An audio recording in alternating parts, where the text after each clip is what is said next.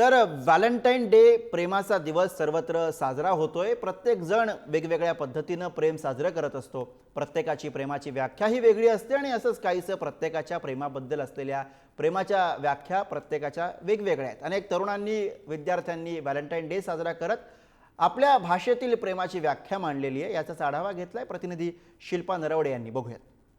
Actually Valentine's day हा एक खूप वेस्टर्न कॉन्सेप्ट आहे.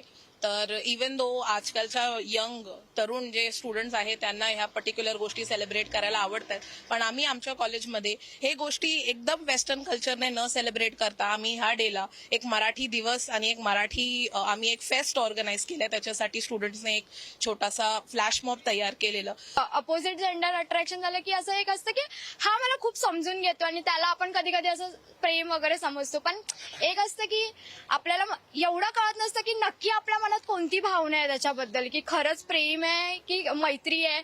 प्रेम इम्पॉर्टंट नाही की मुलगीच असावी किंवा गर्लफ्रेंड असावी, असं काही नसतं. आपल्या घरात आपली फॅमिली असते, फ्रेंड्स असतात, कोणीही नातेवाईक असतात, त्यांच्यासोबत आपण पर्सनली कनेक्ट असतो. तर असं इम्पॉर्टंट नाही की गर्लफ्रेंड असावी किंवा बॉयफ्रेंड असावा.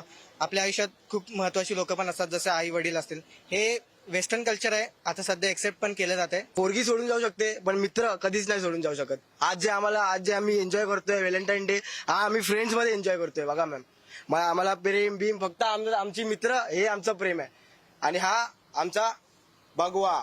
बस. जय हिंद, जय महाराष्ट्र.